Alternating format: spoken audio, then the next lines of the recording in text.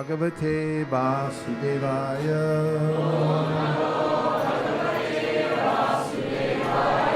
Om Namo Bhagavate Vasudevaya. Om Namo Bhagavate Vasudevaya. Narayanam Namaskritya Naram Chaiva Narottamam Devim Saraswatim Vyasam Tato Jayam Udiraye.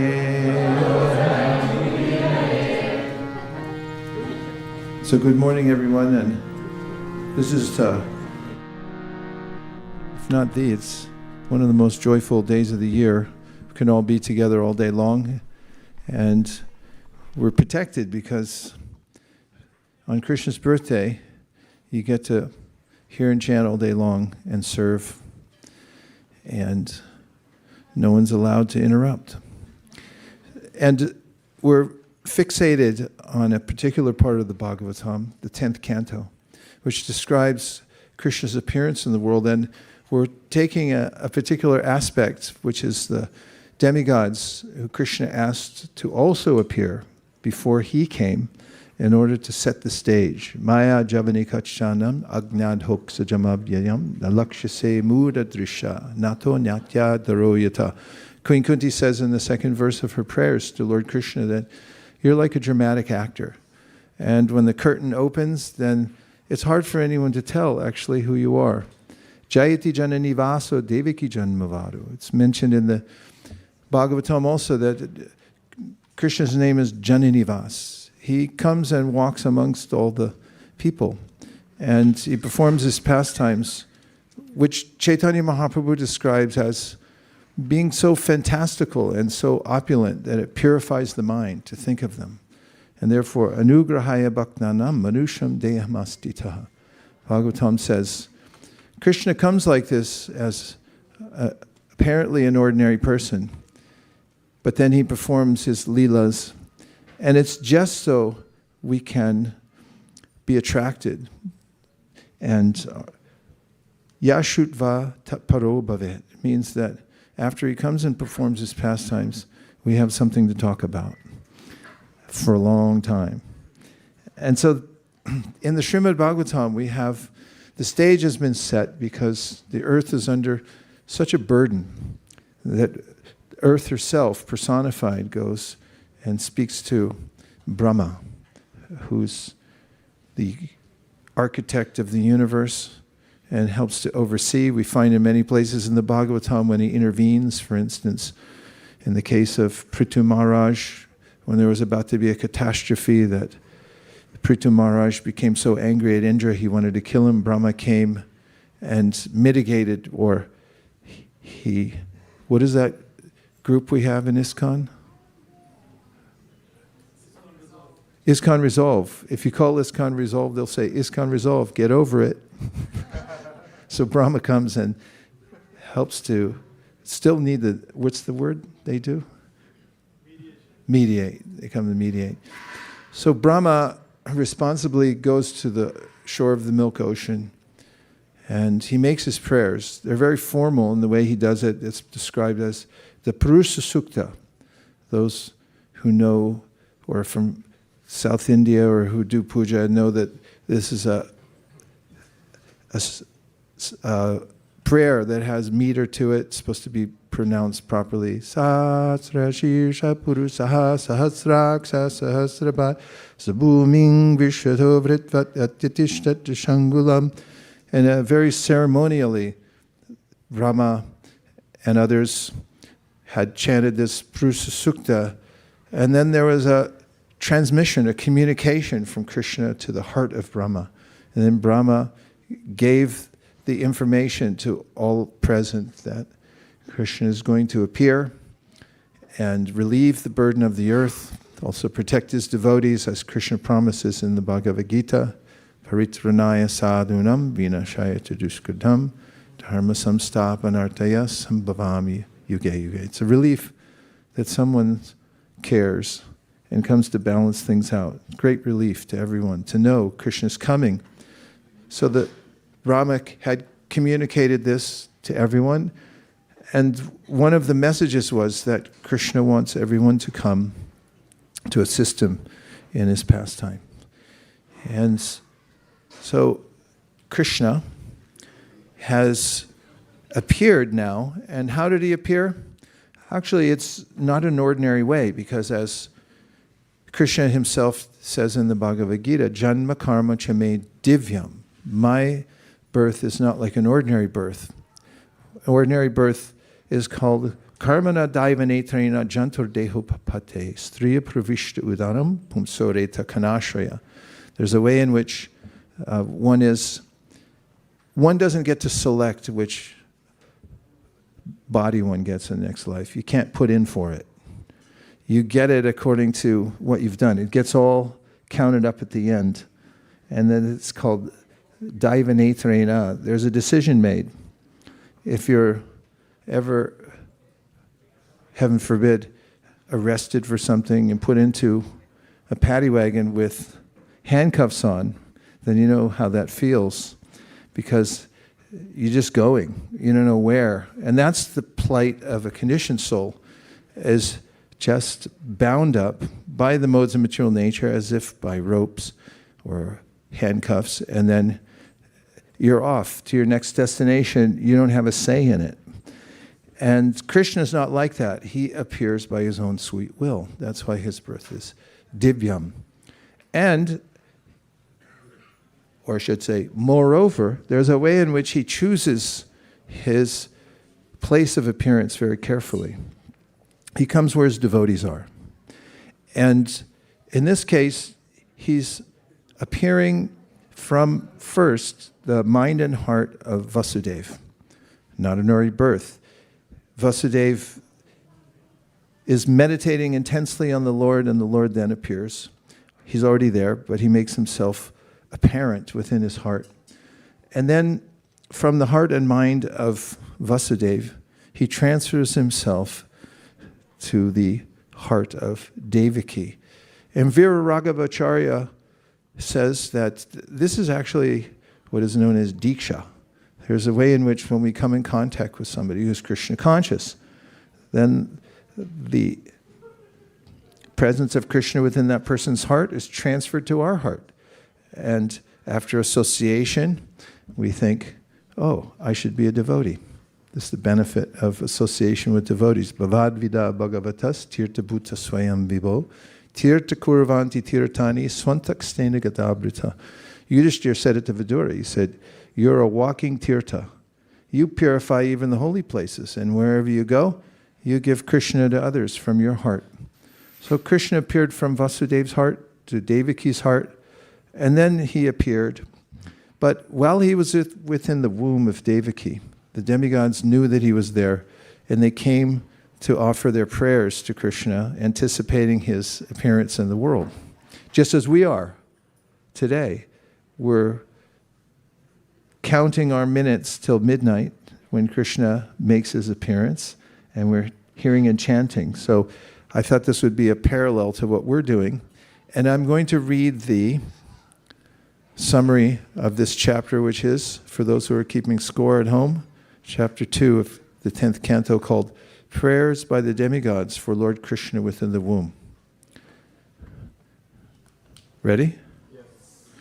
As described in this chapter, when the Supreme Personality of Godhead entered the womb of Devaki to kill Kamsa, all the demigods understood that the Lord was living within Devaki's womb. And therefore, in veneration, they offered him the Garbhastuti prayers.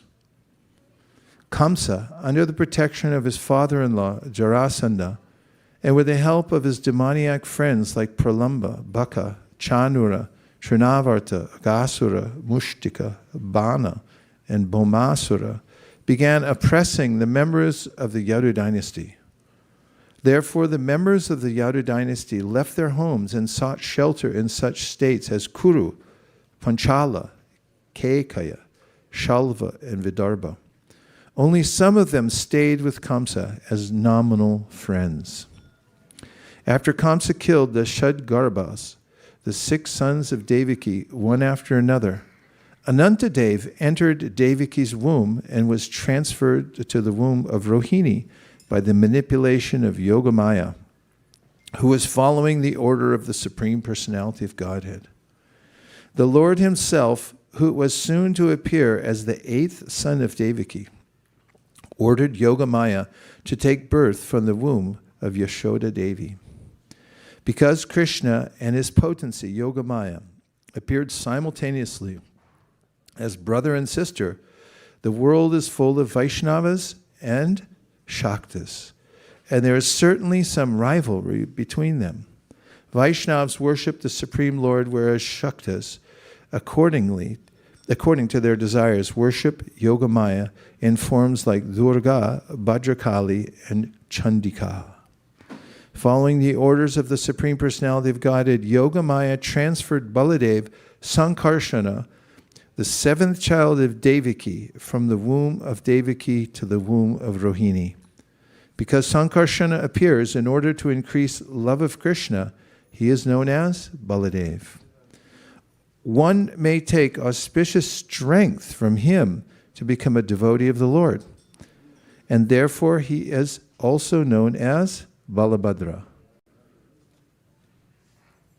After Yogamaya transferred the 7th child of Devaki to the womb of Rohini, the Supreme Personality of Godhead appeared within the heart of Vasudeva and transferred himself into the heart of Devaki. Because the Lord was present in her heart, Devaki, as her pregnancy continued, appeared effulgent. Upon seeing this effulgence, Kamsa was full of anxiety. But he could not harm Devaki because of their family relationship. Thus he began indirectly thinking of Krishna and became fully Krishna conscious. Meanwhile, because of the Lord's presence within the womb of Devaki, all the demigods came to offer the Lord their prayers. The Supreme Personality of Godhead, they said, is eternally the absolute truth. The spiritual soul is more important than the gross body, and the super soul, Paramatma, is still more important than the soul. The Supreme Personality of Godhead is absolutely independent, and his incarnations are transcendental. The prayers of the demigods glorify and exalt devotees and explain the fate of persons who superficially consider themselves liberated from the conditions of material nature. A devotee is always safe. When a devotee fully surrenders at the lotus feet of the Lord, he is completely liberated from the fear of material existence. By explaining why the Supreme Personality of Godhead descends, the prayers of the demigods clearly confirm the Lord's statement in Bhagavad Gita 4:7. Yada yada hi dharmasya glanir bhavati bharata abhutanam adharmasya tadatmanam srajamyaham. Whenever and wherever there is a decline in religious practice, O descendant of Bharat, and a predominant rise of irreligion, at that time I descend myself. Now I'm just going to check in with the organizers of the festival to make sure that we're doing the right things. We're good? Okay. Thanks. Is everyone happy? Yes. Good. So the first verse is Shukadeva Goswami, continuing. And as for context, this is a dialogue that's taking place, the Bhagavatam. Of course, we start off, they're nested stories and dialogues within dialogues. That's why it intrigues the mind and pulls us closely into the narrative or the narratives throughout the Srimad Bhagavatam. And by hearing these narratives, we become purified because the Bhagavatam knows us well. It knows everything about us, more than we know. That's why when you read Bhagavatam, sometimes you think to yourself, how did you know that? How did you know I was going through that? How did you know that's what I was thinking or that's how I feel? Because Bhagavatam is Krishna, and Krishna knows us intimately, And he comes as the Bhagavatam to speak to us in such a way that we're invited to come back to the spiritual world. Krishna swadamo bhagate dharma ganadi visaha kalonashra drishamesha purarnor kordonodita. It's stated at the beginning of the Bhagavatam that just after Lord Krishna, who personally appeared and walked on the planet himself with his 2 lotus feet, had then departed from this world, immediately the Bhagavatam manifested in the world in order to nourish those who wanted to take advantage of Krishna's association. How much do we get association with great personalities? For instance, when Srila Prabhupada was on the planet, it's not that everyone had an intimate connection with Srila Prabhupada. It's not that everyone could sit close to Prabhupada or even bring him a glass of water. Out of all the thousands of disciples and followers that he had, there were a few people assigned to massage him, to bring him a glass of water, and so forth. Small percentage. But as Prabhupada said, I made myself available through the process of devotional service. This is Twatpada Potena Mahat Kritena. The Bhagavatam says the great souls, the Mahat, they make themselves available by the process that they leave behind. They chart it out first for themselves, and they say, this is the process been given to me by my spiritual master, and then for everyone who follows me, I'm leaving what the Bhagavatam says is a boat. The boat is the process. So that's one of the ways in which we have intimate connection with the Acharya or the Acharyas, is by taking the process, which they leave behind. And the Bhagavatam then says, if you take that process seriously, don't be unserious. Unserious people are not fun to be around if you're serious. So if you're serious about the process, Twatpada potena mahakritena kurvanti govatsa padamba babdiyam, there's a way in which the ocean of material nature becomes less formidable. How much less? A lot. How much less? A lot. Yeah, a lot. Because it shrinks from an immeasurable size down to something we can measure easily. It's the size of the water contained within the hoofprint of a calf. That's pretty small, right? That's the Bhagavatam emphasizing how important it is to catch up the mood and method of the previous Acharya and then follow it. This is called the Acharya Sampradaya. You find the greats, those who have given you an idea. If you just do this, you're going to be successful. Chaitanya Mahaprabhu, in teaching the process of devotional service, enumerated 64 items of devotional service. How many? 64. That's a lot. But then he said, out of all those 64, there's 5 that are so potent that even if you don't have faith in them, and even if you only keep a little contact with them, you'll be successful in devotional service. What are the 5? Worshipping the deity, associated with devotees, hearing Srimad Bhagvatam, the association of like-minded devotees that are more advanced than oneself, living in a holy place, and chant Hare Krishna. These 5 Chaitanya Mahaprabhu gave us and said, if you just follow these 5 out of 64, you'll be highly successful. So the process left behind by the great acharyas like Chaitanya Mahaprabhu and then our Srila Prabhupada, who's the founder acharya of ISKCON, make it available, accessible. What's more, Prabhupada left behind his books.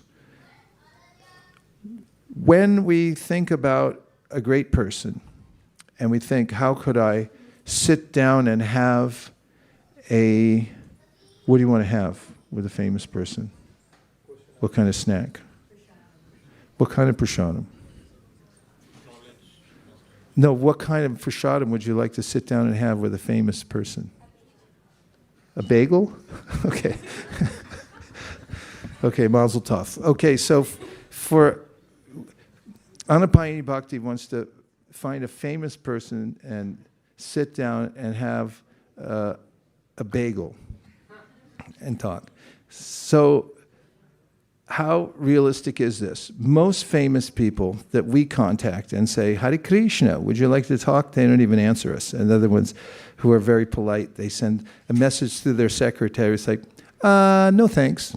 Yeah, no. And some people say yes, but it's very rare. But even when the people say yes and we talk to them, how much can you assimilate in an hour in talking? But if you take the book of a famous person, you enter into the intimacy of their own thoughts.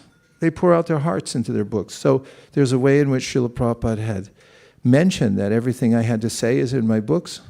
And he said, these are my own realizations I'm offering to you. And therefore, we have access, and anyone can have this kind of association. So Krishna is very kind, and although he appears, not everyone can have direct association with him. After all of us who were born recently, within the last 100 years, anyone? We missed it. We missed being on the planet with Krishna by approximately 5,000 years. That's a pretty big miss, isn't it? But do not worry. Well, Chaitanya Mahaprabhu, we missed him by 550 years. That's still quite a miss. So, what to do? Krishna swadamo pakate dharma ganadi bisaha kalo nashtra darshamesha purarnakodonita. Just after Krishna left, the Bhagvatam appeared as an incarnation of the Lord to give us that direct association. Anyone who takes the time every day and hears from the Srimad Bhagvatam will not feel bereft. Actually, the person will attain all the good qualities of the Devas, actually even better than the Devas, because as we'll hear in this chapter itself, Yasyasti bhaktir bhagavatiya kinchana sarver gunas tatra samasati sura, that one who performs devotional service attains so many good qualities, and especially here from hearing Srimad Bhagavatam, that the Devas want to come and live in your house. Would you like that? Yeah. I don't know. Depends which one. Okay, so here we go. Text number 1 and 2. Shukadeva Goswami said, under the protection of Magadha Raj, Jarasandha, the powerful Kamsa began persecuting the kings of the Yadu dynasty. In this, he had the cooperation of demons like Pralamba, Baka, Chanura, Trinavarta, Agasura, Mushtika, Arishta, Dvavida, Bhutana, Keshi, Dhenukasura, Banasura, Narakasura, and many other demoniac kings on the surface of the earth. Purport. Ready? Yes. 3 people are ready. Yes. Be really ready. Yes. Yeah. These are free. They're thrown in with every human body. They throw it in for free. And it's the most amazing of instruments. In fact, the ancient Vedas say, anavriti shabdat. If you use these properly, you can go places, little jiva. Where can you go? Back to the spiritual world. Just by using the free gift, these ears. So you have to learn to drink with your ears. Can you do that? Yes. Drink it right through here. Here we go. Prabhupada, writing for us. This verse supports the following statement given by the Lord in Bhagavad Gita 4.7 through 8. Yada yada hidharmas. Let's have a different raga. What else can we do? You got a different raga for this? Yes?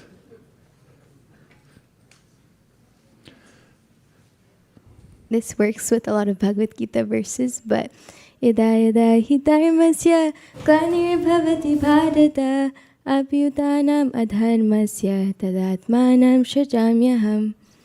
Can you play it? We're trying to get our raga on here. We need some special raga today to carry us all the way through to midnight, right? Let's see if this is it. We'll vote on it. Okay. Yada yada hi dharmasya Glanir-bhavati bharata Abhyutanam adharmasya Tadatmanam shrajamyaham. Are you mic'd? Yeah. Okay, let's do it again. It's sounding pretty good. Let's try it. Do it one more time. We'll listen very carefully, and you'll get it by then, probably. My prediction. Go ahead. Yada yada hi dharmasya. Go slow, slow. Yada yada hi dharmasya Glanir-bhavati bharata Wait till she gets it. Abhyutanam adharmasya Tadat. One more, Lord. Tadatmanam shrajamyaham. Something? Try. Just the harmonium. Let's hear it.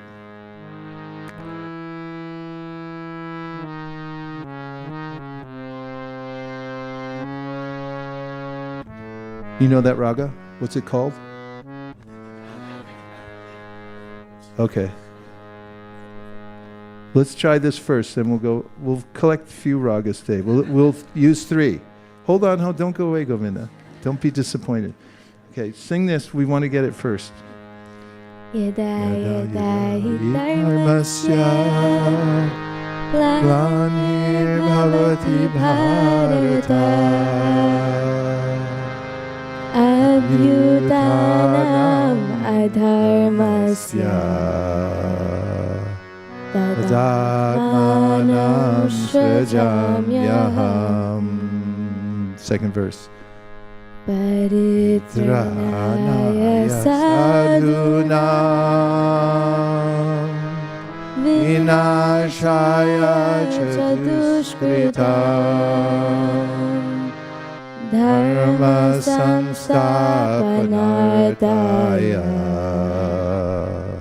Sambhavami yuge yuge. It has a little mystery and also a little optimism in it too, doesn't it? It's quite an interesting mix. Do it one more time, then Govinda is going to introduce another one. Let's get it all in. One more time from the top.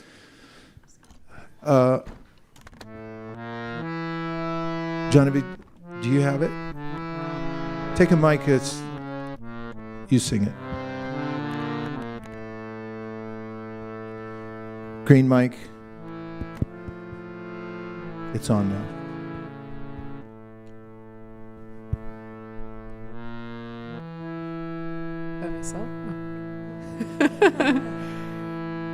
Yada yada hi dharmasya Glanir-bhavati bharata Abhyutanam adharmasya Tadatmanam srijamyaham. Let's try it all together with her on the first one. Yada yada hi dharmasya Glanir-bhavati bharata Abhyutanam adharmasya Tadatmanam srijamyaham. Paritranaya sadhunam Vinashaya chadushkritam Dharma samsthapanartaya Sambhavami yuge yuge. Paritranaya sadhunam Vinashaya chaduskritam Dharma samsthapanartaya Sambhavami yuge yuge. Got it? Govinda, come on over. That's number 1. Keep a placeholder on it. mix and match. Hopefully this one goes with the last one.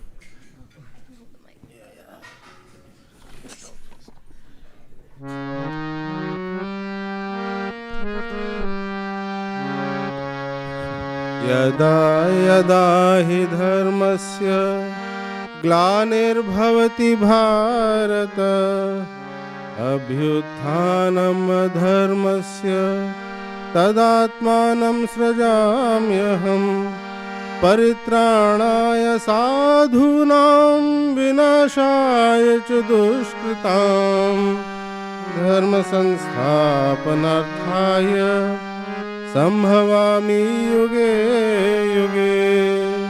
One more time.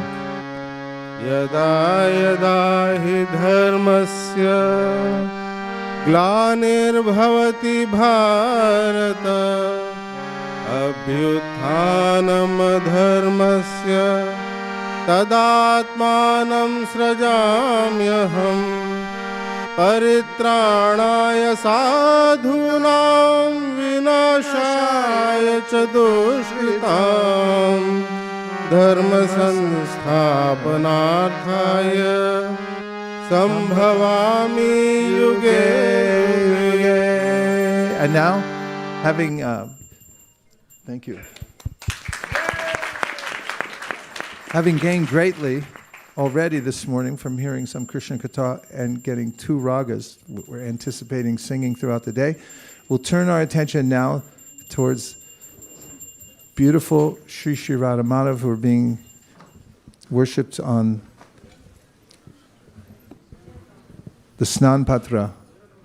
And we're about to begin a Abhishek.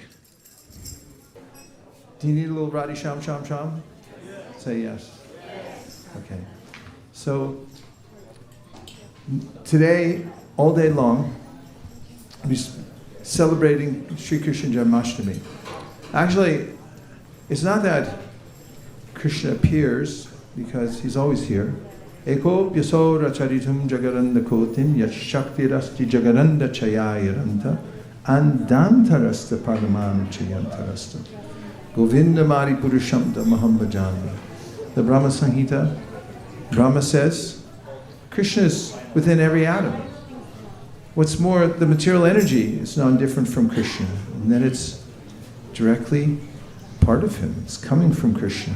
Therefore, in the Bhagavad Gita, Krishna says things like Bijamam Sarvabhutanam Vidhi Partha Sanatanam Budhir Buddhimantamasmi Tejas Tejas Vidamaham Balam Balavatam Chaham Kamaraga Vivarjitam Dharma Virodho Bhuteshu Kamosmi Bharatarshavaha.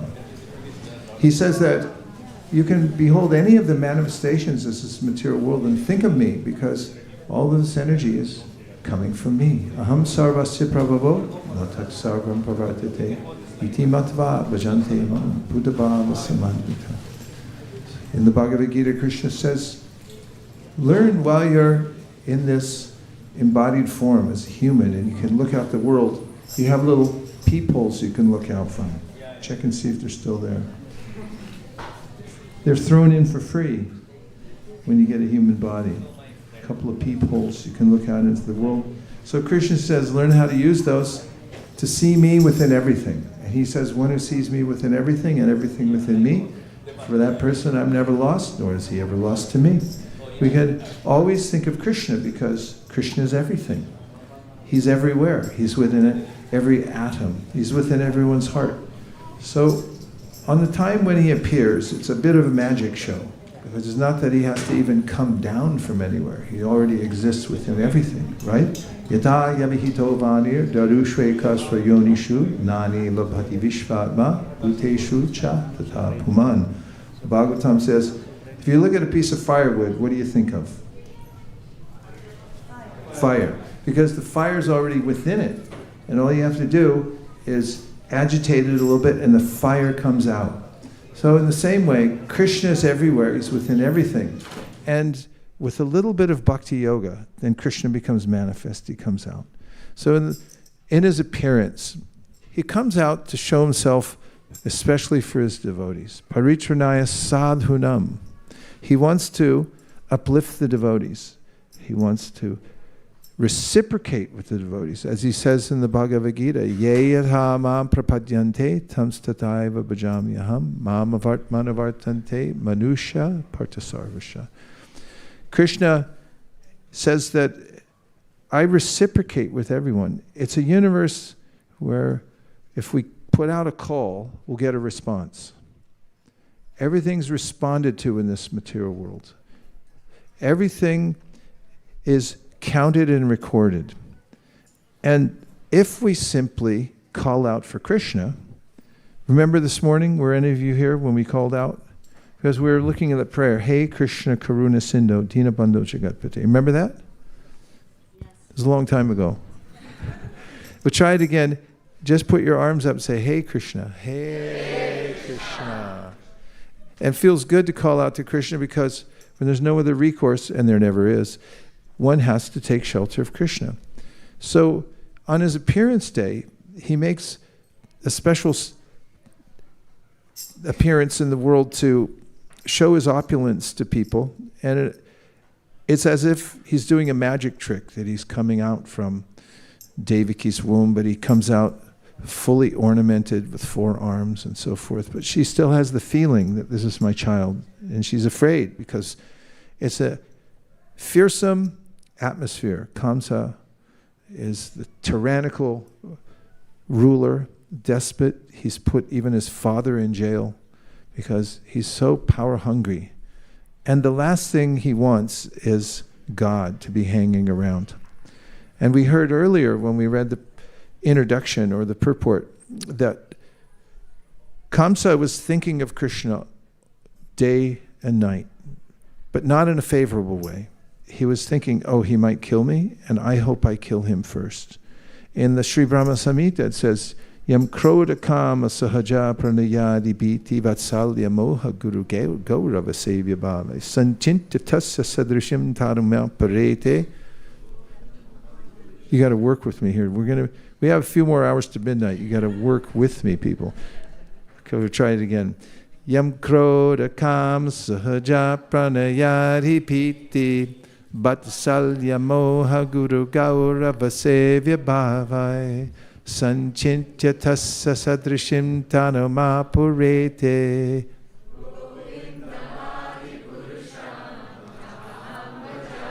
In this verse, Lord Brahma says, if somebody approaches Krishna in anger, krodha, and how about kama?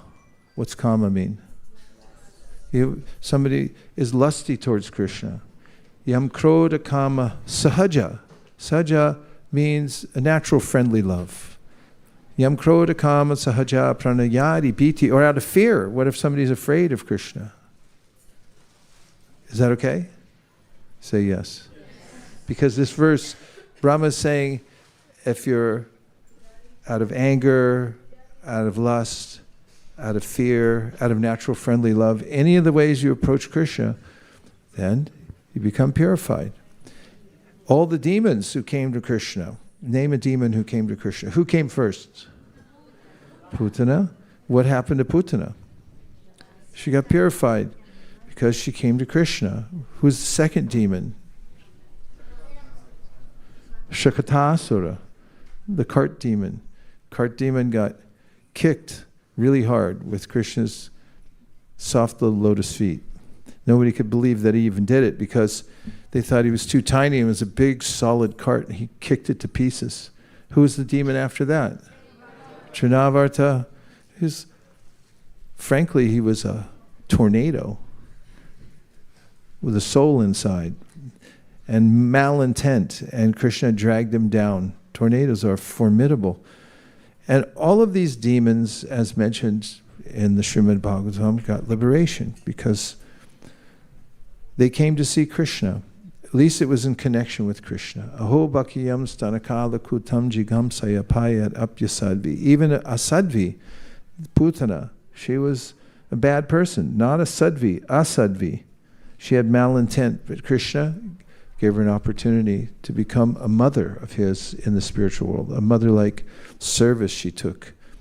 So everyone can become purified by coming to Krishna, but if one comes favorably, means if one tries to serve Krishna to the best of one's ability, with a sense of service for service. I like Krishna. I like Krishna's devotees.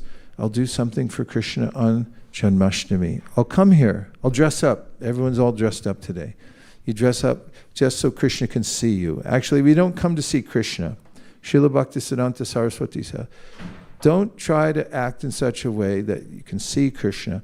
Act in such a way that he'll want to see you. So when we come here, we come before Krishna and say, Krishna, I came for your birthday. That ought to last you a whole year, right? You come before Krishna and hear him. How do you feel if somebody comes to your house for your birthday? They remembered. You didn't even invite them, but you remembered and you came there. You feel pretty crummy about it, right? No? You feel good about it? Yeah. So Krishna accepts even little things. Su alpam, tiniest little thought, gesture towards Krishna, then he remembers that, oh, my devotee did this. Who can you think of in Krishna's Leela who did something that seemed insignificant and Krishna disproportionately rewarded him? Chipped rice. Give a microphone over to Kanka. David Dafji's fired up over there on the third baseline. Sudama Brahman with the chipped rice.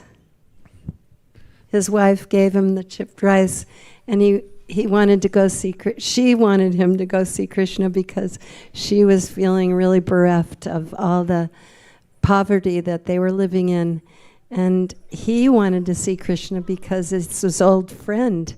They had gotten lost in the woods when they were at their Gurukula with Sandapani Muni, and the storm came, and they were out all night in the storm together.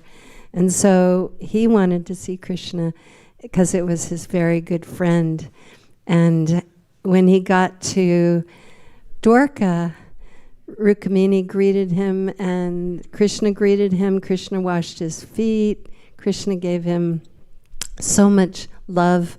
And Rukmini was fanning him. And he was embarrassed. He didn't want to give. But Krishna said, no, I know you've brought me something. Please give me that. And he snatched it away from Sudama Brahma, the chipped rice. And when he got the chipped rice, he started eating it. And Rukmini, after he ate a few mouthfuls, Rukmini said, okay, that's enough.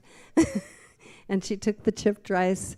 And then when Sudama Brahman went home, he didn't recognize his home anymore because it had been transformed into this beautiful palace and lakes, and his wealth was extreme, and his wife was very happy.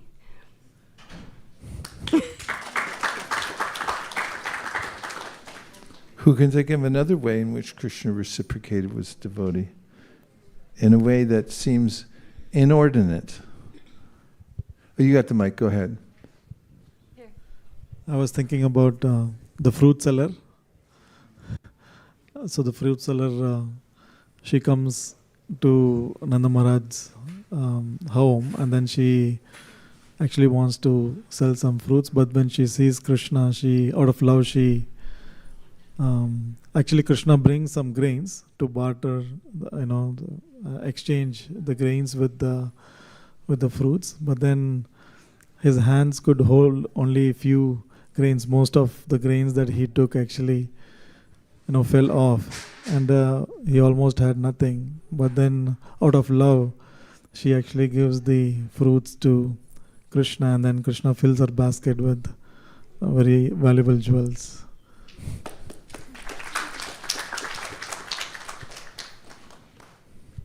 When Krishna and Balaram, they entered Mathura, there was one lady, the maidservant of Kamsa, Kubja, who was deformed, and she offered sandalwood paste to the Supreme Lord. And in response, Krishna puts one foot on her foot and then raises her chin and then basically straightens her back. And she's Shurpanaka in her previous life, and Krishna, he decides to give her his mercy, and also goes back to, and blessings, and goes back to, like, visits her house and everything, and then goes and defeats Kamsa as well. So.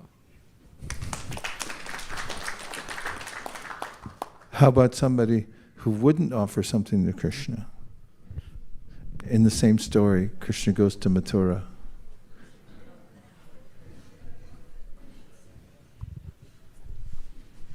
He was on his way into Mathura with Balaram, and he asked the washerman if he could have some of the cloth, because it was all really beautiful cloth. And the washerman became very angry, and he said, "This cloth belongs to the king. How dare you ask for this cloth?"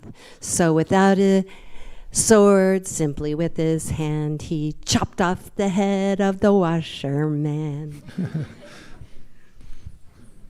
Haribol. I used to teach preschool. So Krishna reciprocates in kind.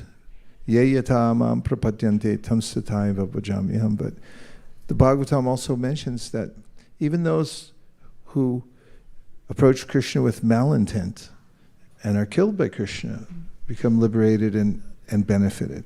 Krishna is all good. So whether he kills or whether he loves, it's the same. The same benefit is there. So he's mentioned as a touchstone. Namachintamani Krishnas means that a philosopher's stone is a magical stone that you can touch to any kind of metal and it'll turn to gold. So Krishna is like that.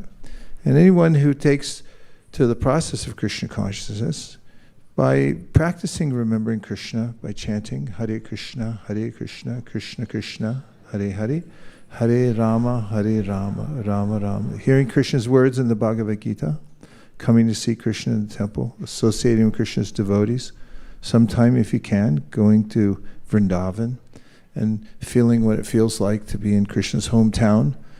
All of these ways, they wake up this natural love we have for Krishna within our heart. It's lying dormant within the heart of every living being. And therefore, in the Bhakti Rasamrita Sindhu, Srila Rupa Goswami says the potentiality of practicing devotional service even before you have a taste for it is that natural love will sometime awaken within your life and in your heart, and then you'll spontaneously want to serve Krishna. But one of the best ways to do it is by singing songs, because music carries us away, doesn't it? And then it sticks, because after you sing this next song, did you find it? We haven't sung this song in a long time, so you have to bear with us. But Radhe Sham Sham Sham. But when you do hear it, it'll stick in your mind and heart. And if you go back to work or school, you won't be able to contain yourself. You'll walk down the hallway of Google and you'll be singing the song. Radhe Sham Shama Sham. Who would like to do something right now that Krishna likes? Okay, one person. Two, everyone else wait outside. You got to be fast. We're going to chant one chapter of Bhagavad Gita together. We'll be the early birds. We're going to get our chapter in before a lot of people wake up. So let's do chapter number 12, devotional service. 12 it is. So this is an age-old process of bhakti, is to recite at least one chapter of Bhagavad Gita per day. This is called Chad, C-H-A-D, chapter a day. So you pick a chapter and you can work on it until you just know the whole thing. Just chant it once a day without fail. Don't go to bed without finishing your chapter. And then pretty soon you'll have a gift, which is that you'll know a whole chapter. And that way they'll let you into the spiritual world. Does that sound fair? That's not a high price to pay. Okay, let's try chapter 12 of the Bhagavad Gita. Here we go. Are we going to use our new... We're going to use our raga. How's it go? Atadvadashodhyayaha. Okay, here we go. Arjuna vacha evam satata yuktaye bhaktastam paryupasate echapyaksharam avyaktam tesham ke yoga vidhamah. Gotta go a little higher. Arjuna vacha evam satata yuktaye bhaktastam paryupasate echapyaksharam avyaktam esham ke yoga vidhamaha. Sri Bhagavan Uvacha Maya Desha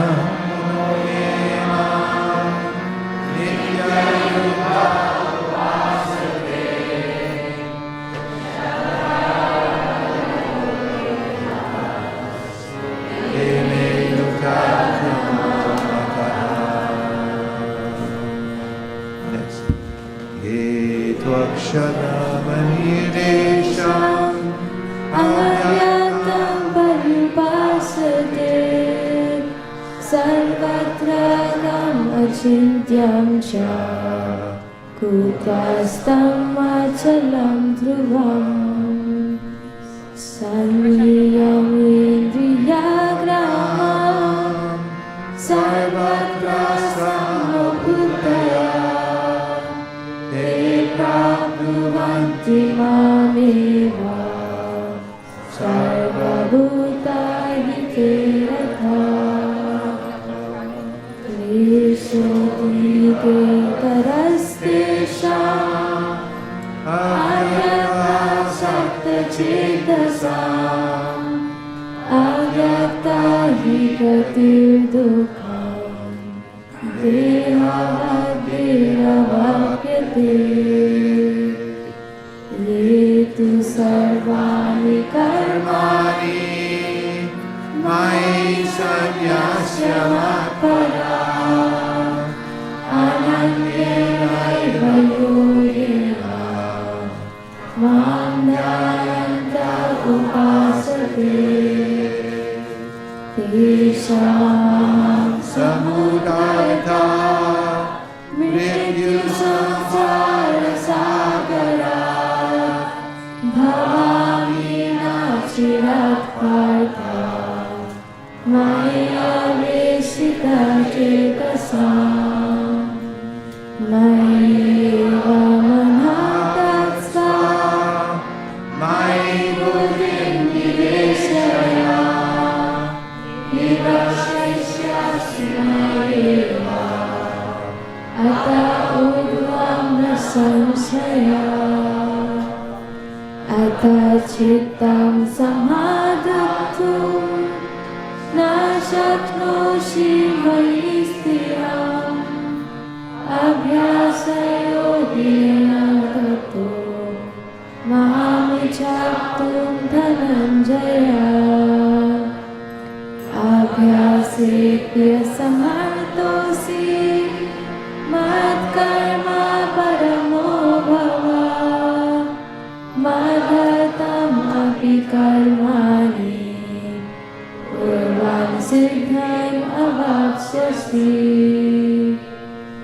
adhaitad api asaktosi kartum adyogamashchita sarvakarma phalatyagam tata kuru yatmana shriyo hi jnanam abhyasat jnanam vishyate dhanat karma phalatyagas tyajachanti anantaram advishta sarvabhutanam maitra karuna eva cha nirmamo nirhankara sukasani santushta satatam yogi yata madritanishaya maya pita manobuddhe yovad bhakta same priya yasmano dvijate loko lokano dvijate jaya harsha harsha bhayodvege mukto yasa chame priya anipeksha suchirdaksha udhasino gathavyata sarvarambha parityagi yo madbhakta same priya yo na harshati na dveshti na shochati na kamshati shubha shubha parityagi bhakti manya same priya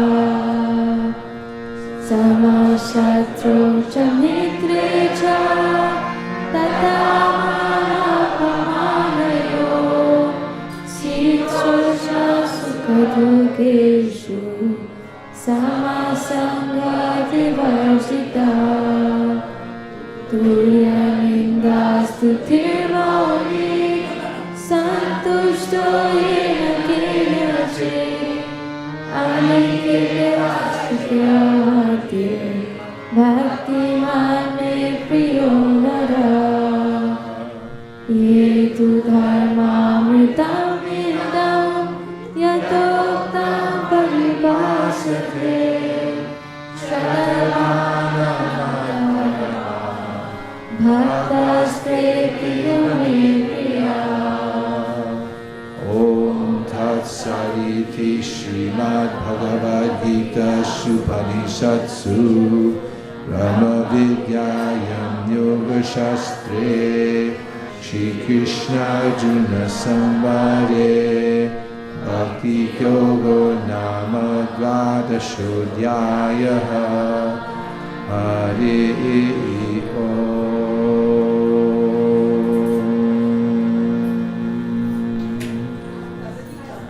Now we're counting down. We have 21 minutes, and then we'll have a visit from His Holiness Giriraj Swami, who will begin a class starting at 11 a.m. And now we have a few minutes. You can share some reflections or ask questions. We'll take a few minutes to talk. Questions? Reflections, anything you heard, experienced, saw, felt. Humans walking around the universe, soul looking out from the human body. What did you see? What did you hear? What did you realize? Okay, I'm going to count down for 5, then I'm going to start calling on people. 5, 4, 3, 2. Balamukunda. Oh, sorry, you had your hand up. I'll get you. I was thinking like Krishna is full of rasa. So like Sundara Kundala Nayana Vishala, he thieves, like he's a butter thief, he dances with the gopis, he performs various pastimes. So like everywhere he goes is a festival, every activity he does. So it's a full of rasa, and in devotee association we can experience that rasa, that today's festival gives the glimpse of Vrindavan, that how the atmosphere is there. Very nice. Did you have your hand up, Sundarananda? Okay, then we'll come. I had the same point that in the association of devotees, it's so it is so inspiring, and it's energizing, and so it's so wonderful to. It's fortunate to be able to come here and hear the glories of Krishna in the association of devotees. So it's thank too you. nice. Okay, Anapayanai Bhakti. I had a question. So you were describing at the beginning of the class about how some devotees serve Prabhupada from like closely, whereas others, their service was more like following his mission and his instructions.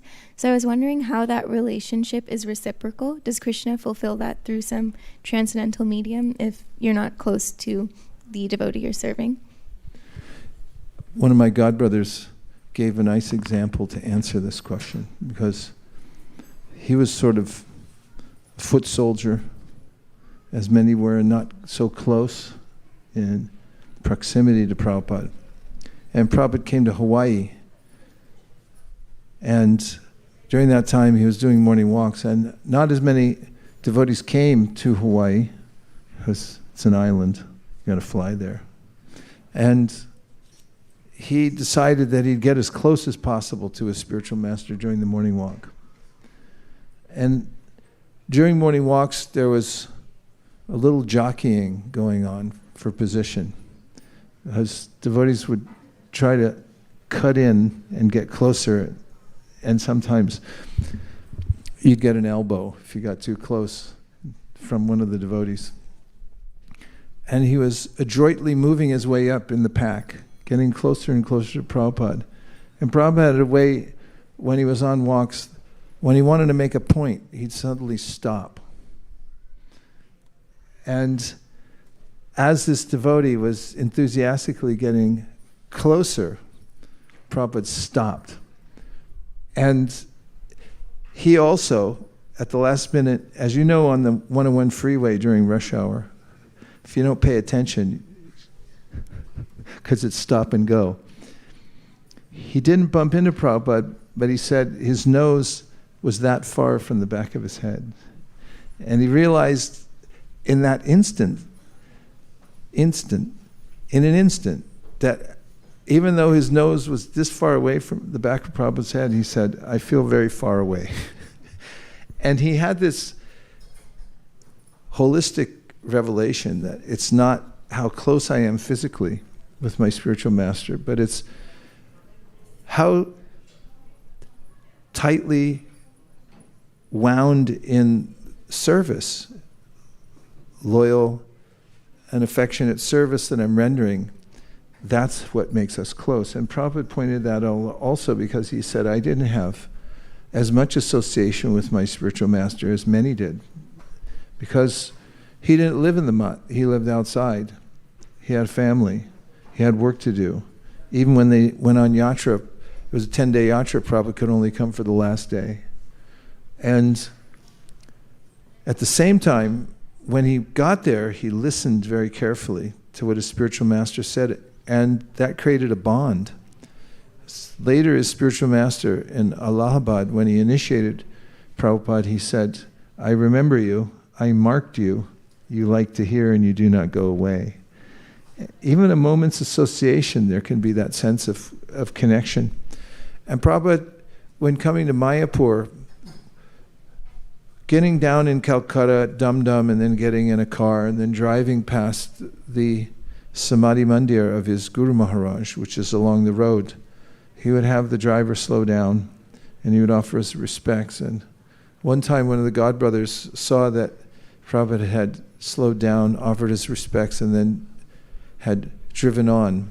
And that person had made a remark that got back to Prabhupada that said, oh, just see, he doesn't even come in.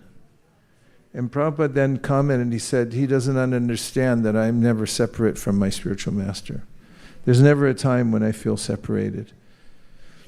And Prabhupada writes in the second canto of the Srimad Bhagvatam, in the matter of the Chaturshloki Bhagavatam, in a purport, that the order of the spiritual master is the internal potency of the Lord. Actually, he said the order of the Supreme Personality of Godhead, but they're the same thing. And he said, it is by being attached to that order that one comes to see the Lord face to face. And if you'll grab me very quickly of Adi Leela Volume 1, Chapter 1, around text number 36. Prabhupada also explains that in the absence of one's spiritual master, the order becomes the pride and joy of the disciple.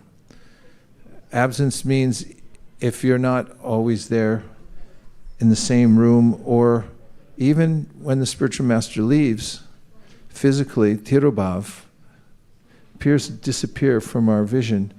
And Prabhupada writes, it is the, thank you.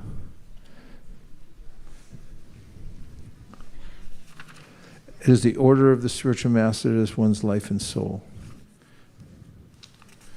Sundara Kundala Madhura Vishala. Sorry, can't get out of my head.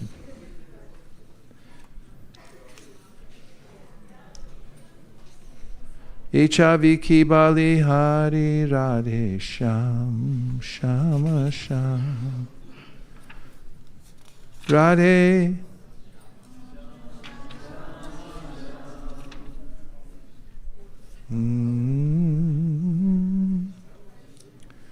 Prabhupada writes here, it was 35, sorry, such a helpless person, one should always remember that a person who is reluctant to accept a spiritual master and be initiated is sure to be baffled in his endeavor to go back to Godhead.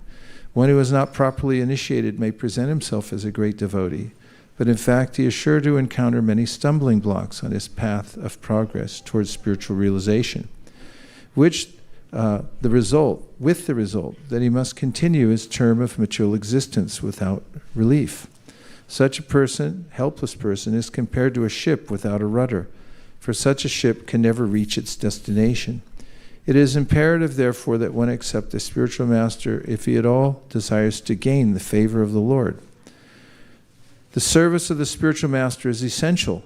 If there is no chance to serve the spiritual master directly, a devotee should serve him by remembering his instructions. There is no difference between the spiritual master's instructions and the spiritual master himself. In his absence, therefore, his words of direction should be the pride of the disciple. If one thinks that he is above consulting anyone else, including a spiritual master, he is at once an offender at the lotus feet of the Lord. Such an offender can never go back to Godhead. It is imperative that a serious person accept a bona fide spiritual master in terms of the Shastra conjunctions. Srila Jiva Goswami advises that one not accept a spiritual master in terms of hereditary or customary so-called ecclesiastical conventions. One should simply try to find a genuine qualified spiritual master for actual advancement in spiritual understanding. If you'll grab the 4th canto in the section of Find Puranjani, not Puranjana, but Puranjani, the story includes a perspective of the entire life of a person named Puranjana. It's an allegory to teach Prachina Barhi, who's a king who's attached to Karmakanda and many other things. And Narada comes and meets him and tells a story about another person, apparently. He calls him Puranjana. He's the embodied soul who becomes a great enjoyer of the world. And he tells how he meets a girl, becomes married, he tries to rule the world. He falls into difficulty and so forth. And at the end, he passes away, and then he leaves his body, comes back in another body. He was named Puranjana, and then he becomes Puranjani. Because he was a man, then he became a woman. That shows how flexible the material nature is. And it's in that section that Srila Prabhupada compares the disappearance, because once Puranjani's... You found it? I found the section. Okay. There's some very poignant...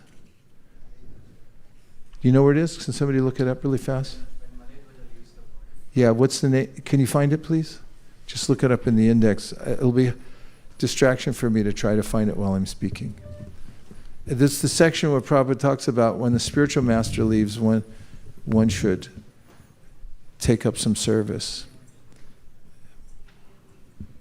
Because after that, then that's the connection to the spiritual master. Even when spiritual master is present, it's the via medium, Krishna offering service to us through somebody who already has service.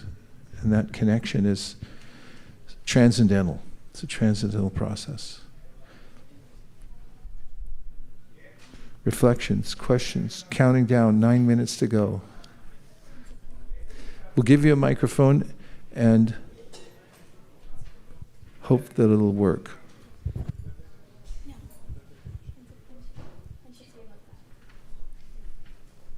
Wait, it's you raised your hand, right?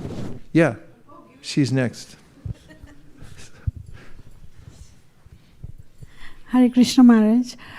So coming here today, being here on the day of Janmashtami, hearing you sing beautiful songs, Jai Madhava Madhavana Murari, and discussing all the different fine nuances of bhakti.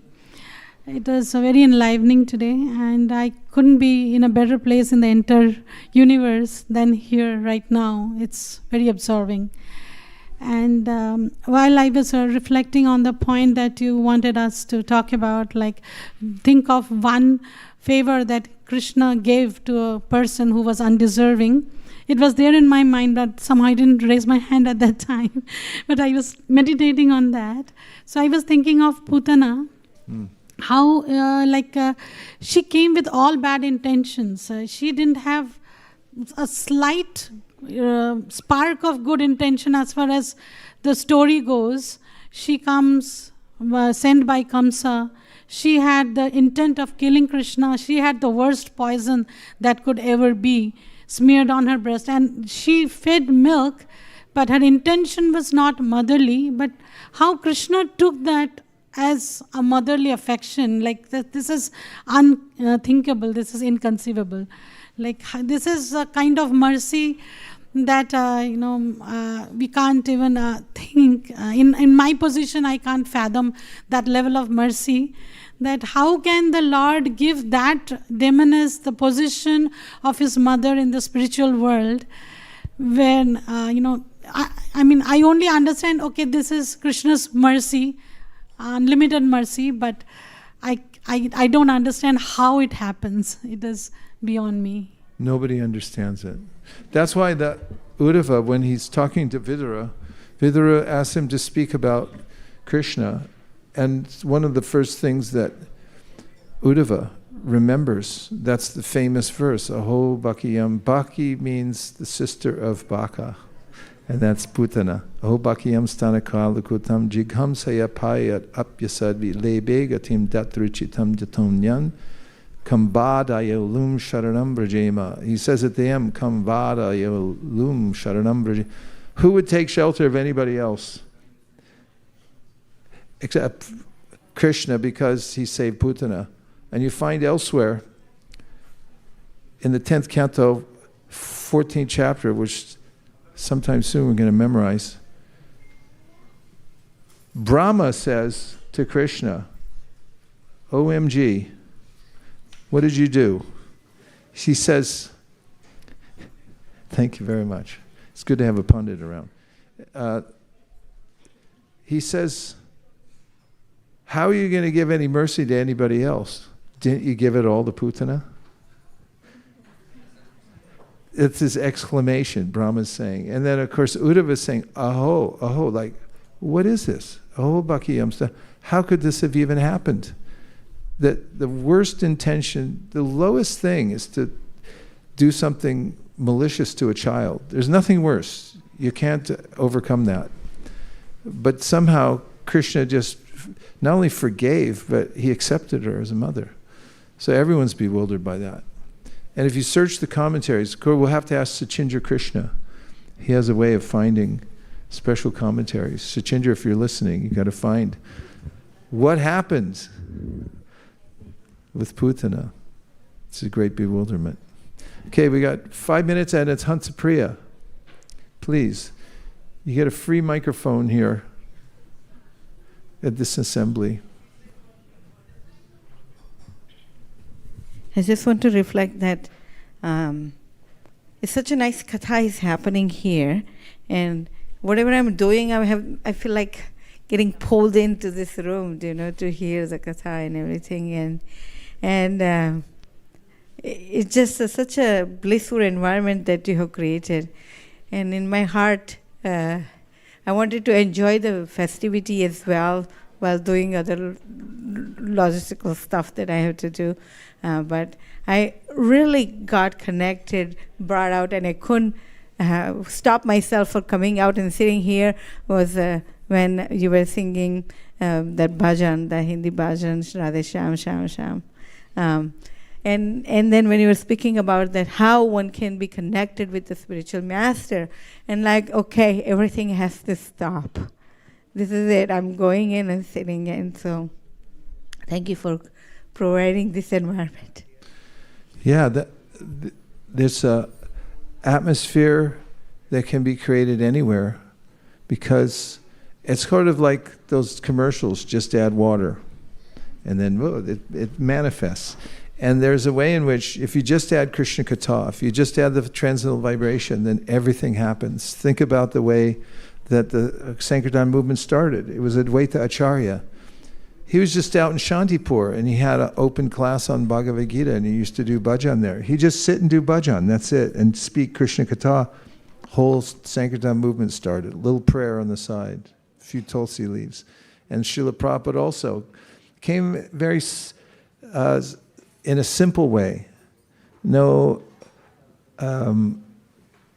internet, no social media, just Hare Krishna.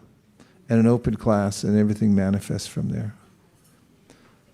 Thank you for stopping in. We admire your way of taking months and months, years to organize these festivals, and then being in the midst of it in a mood of work, but then being able to stop and enjoy a few minutes.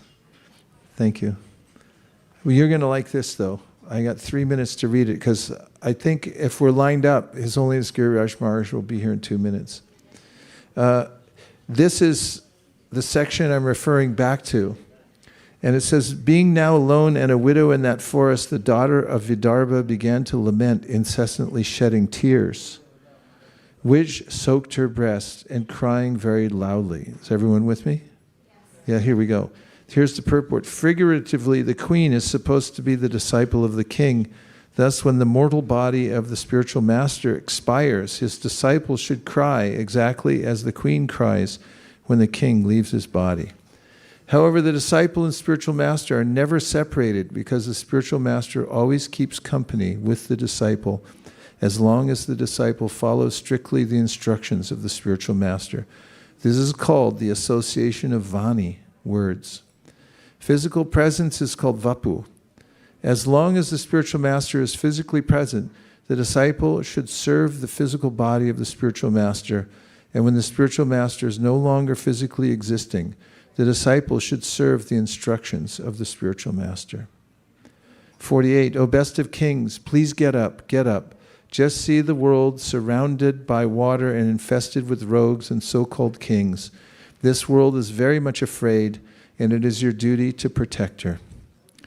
Purport, when an acharya comes, following the superior orders of the Supreme Personality of Godhead or his representative, he establishes the principles of religion, as enunciated in Bhagavad Gita. Religion means abiding by the orders of the Supreme Personality of Godhead. Religious principles begin from the time one surrenders to the Supreme Personality of Godhead. It is the Acharya's duty to spread a bona fide religious system and induce everyone to bow down before the Supreme Lord. One executes the religious principles by rendering devotional service, specifically the 9 items like hearing, chanting, and remembering.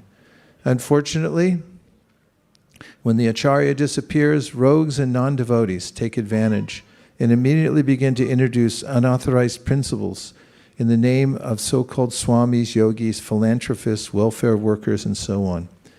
Actually, human life is meant for executing the orders of the Supreme Lord, and this is stated in Bhagavad Gita 9:34. Manmana bhavam bhakto manmana bhavamad bhakto madhyaji mam naraskuru mami vaishasi yukvaivam atmanamat parayanaha. Engage your mind always in thinking of me and become my devotee. Offer obeisances and worship me. Being completely absorbed in me, surely you will come to me. The main business of human society is to think of the Supreme Personality of Godhead at all times, to become his devotee, to worship the Supreme Lord, and to bow down to him. The Acharya, the authorized representative of the Supreme Lord, established these principles, but when he disappears, things once again become disordered. The perfect disciples of the Acharya try to relieve the situation by sincerely following the instructions of the spiritual master. At the present moment, practically the entire world is afraid of rogues and non-devotees. Therefore, this Krishna consciousness movement is started to save the world from irreligious principles. Everyone should cooperate with this movement in order to bring about actual peace and happiness in the world. And now we have His Holiness Giriraj Swami, who has joined us via the transcendental system of Zoom. And dear Maharaj, we're intensely feeling your separation here at ISKCON Silicon Valley, and this will to some degree assuage that sense of loss of not having you here. And we're very grateful to you for joining us to speak Krishna Katha today. Please welcome His Holiness Recording in progress. Giriraj Swami.